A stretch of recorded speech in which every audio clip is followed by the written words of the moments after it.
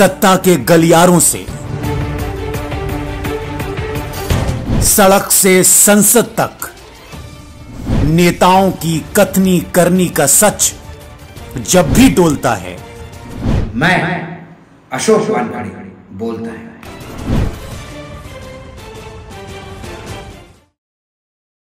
सिर्फ न्यूज नशा पर। नमस्कार, स्वागत है आपका न्यूज नशा में। लेकर आया हूं आपका अपना कार्यक्रम अशोक वानखेड़े बोलता है। अशोक वानखेड़े इसलिए बोलता है क्योंकि जहां सत्य डोलता है। सत्य क्या है? सच्चाई यही है कि भारतीय जनता पार्टी की सरकारें, नेता लगातार इस बात को दोहराते थकते नहीं कि वो न्यायपालिका की इज्जत करते हैं। बार बार न्यायपालिका की तरफ उंगली बताते हैं, फिर चाहे बोफर्स के मामले हो, चाहे गांधी परिवार पे कोई आरोप हो, वो बार बार कहते हैं कि ये जमानत पे है, न्यायपालिका पे है। न्यायपालिका की वो इज्जत करते हैं। जब भी गोधरा की बात आती है तो वो न्यायपालिका का उदाहरण देते हैं कि न्यायपालिका ने आदरणीय नरेंद्र मोदी जी और अमित शाह जी को क्लीन चिट दी है। तो न्यायपालिका एक ऐसा शील्ड है जिसके तहत कोई भी नेता अपनी इमेज को ईमानदार बताता है। लेकिन क्या उस पार्टी के बाकी नेता न्यायपालिका की इज्जत करते हैं? ये बात मैं आज इसलिए कह रहा हूं आपको क्योंकि उत्तर प्रदेश के शाहजहांपुर के सांसद अरुण सागर जी फरार घोषित किए गए। मैंने ऐसे कई पोस्टर्स देखे जब सांसद विधायक अपने क्षेत्र में नहीं जाते तो लोग उनके बोर्ड लगाते हैं कि गुमशुदा की तलाश है, ये गायब है, कोई ढूंढ के लाए तो हम इनाम देंगे। ऐसे कई गिमिक्स विरोधी करते रहते हैं। लेकिन जो सांसद की बात कर रहा हूं, अरुण सागर जी की, उन्हें अदालत ने फरार घोषित किया है। वाकया यूं हुआ कि 12 मार्च 2019 को तत्कालीन उप जिलाधिकारी शाहजहांपुर ने बरेली और जलालाबाद मार्ग पर बीजेपी के तत्कालीन प्रत्याशी अरुण सागर के गाड़ी से कुछ चुनाव सामग्री जब्त की, जिसका कोर्ट केस उनके खिलाफ विशेष एमपी एमएलए न्यायालय में चलाया जा रहा था।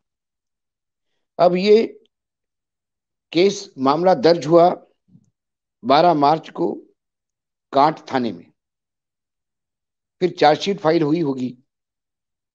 अब हम 2022 में हैं। कई बार समन भेजे, उन समनों को आदरणीय सांसद महोदय ने रद्दी की टोकरी में छोड़ दिया। उसके बाद वारंट भेजे होंगे, वो भी टोकरी में चले गए। अंत में गैर जमानती warrant, non bailable warrant court ने इशू किए। उसके बाद भी अरुण सागर जी अपने काम में मस्त रहे। और नॉन बेलेबल वारंट जब इशू होता है तो ये पुलिस महकमे का काम होता है कि उस अपराधी को ढूंढकर कोर्ट के सामने पेश किया जाए। ये अरुण सागर सांसद है, अपने कॉन्स्टिट्यूंसी में घूमते हैं, कार्यक्रम अटेंड करते हैं, लेकिन उत्तर प्रदेश की नाकारा पुलिस उनको ढूंढ नहीं पाई, या पुलिस की इतनी हिम्मत नहीं थी कि वो सांसद पे हाथ डाले जो सांसद भारतीय जनता पार्टी के हो। ये हमारा पुलिस सिस्टम है। ऐसे में जब कोर्ट के सामने 21 तारीख को उनकी पेशी होनी थी और पुलिस ने हाथ ऊपर कर दिए कि सांसद जी नॉन अवेलेबल वारंट के बाद भी नहीं मिल रहे हैं, तो फिर जज साहब ने सीधा उनको फरार घोषित कर दिया और आदेश दिया कि सांसद महोदय फरार है। इस आदेश की कापियां उनके घर पे चस्पा की जाए, दरवाजे पे, सार्वजनिक स्थलों पे भी चस्पा की जाए, ताकि आम जनता को समझ में आ जाए कि हमारे सांसद फरार मुजरिम हैं। ये बात होने तक ना बीजेपी के राष्ट्रीय अध्यक्ष, ना गृह मंत्री, ना प्रधानमंत्री, ना उत्तर प्रदेश में योगी आदित्यनाथ जी मुख्यमंत्री है उन्होंने, या पार्टी के अध्यक्ष बीजेपी के है उत्तर प्रदेश के उन्होंने, या जनरल सेक्रेटरी इंचार्ज बीजेपी, या संघ के किसी पदाधिकारी ने अरुण सागर जी को ये नहीं बताया कि महामहिम आप सांसद है तो आप कानून के ऊपर नहीं, कम से कम आप कोर्ट में पेश तो हो जाइए। लेकिन जब सत्ता भाजपा की हो और आप भाजपा के सांसद हो तो फिर आप कोर्ट कचहरी को और उन आदेशों को क्या मानोगे? इसका एक जीवंत उदाहरण अरुण सागर का केस है। ये क्यों होता है? ये डर इसलिए खत्म हो जाता है क्योंकि लगातार ये चीजें होते हुए हम देखते हैं। योगी आदित्यनाथ जब मुख्यमंत्री बने तो उन्होंने अपने ऊपर के तमाम कोर्ट केसेस जो सरकार की तरफ से उनके ऊपर चलाए जा रहे थे उन्हें वापस ले लिए। हाल ही में अर्णव गोस्वामी के मामले को लेके जो सर्वोच्च न्यायालय में एक केस था उसको भी महाराष्ट्र की नई सरकार ने वापस ले लिया। जब वो अपराधी है या नहीं है इसकी बात न्यायालय में होनी होती है, और जब केस ही विड्रॉ होते हैं तो फिर उस अपराधी को अपराध करने का एक लाइसेंस मिल जाता है। डर किसको है?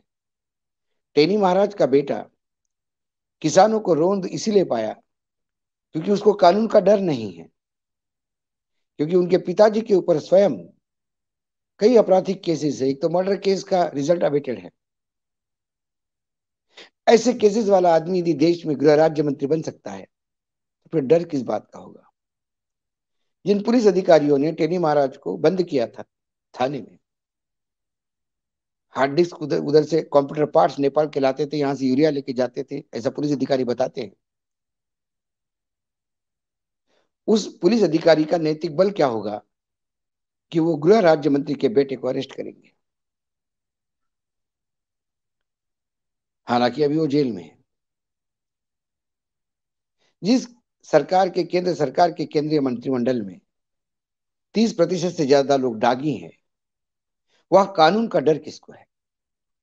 और जब कानून का डर ही नहीं, या जब कानून नेताओं से डरने लगे, एनफोर्समेंट एजेंसियां नेताओं से डरने लगे, तो फिर न्यायपालिका क्या करेगी?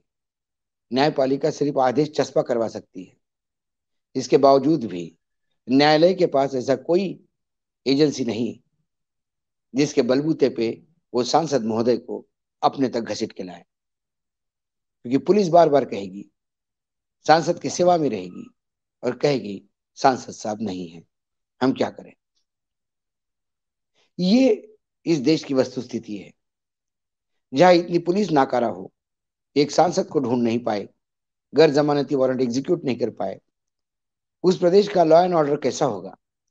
जो योगी जी अंतरराष्ट्रीय निवेशकों को निवेशकों के सामने गुहार लगाते हैं, यूपी में आइए, यूपी में इन्वेस्ट करिए, हमारा लॉ एंड ऑर्डर बहुत बढ़िया है।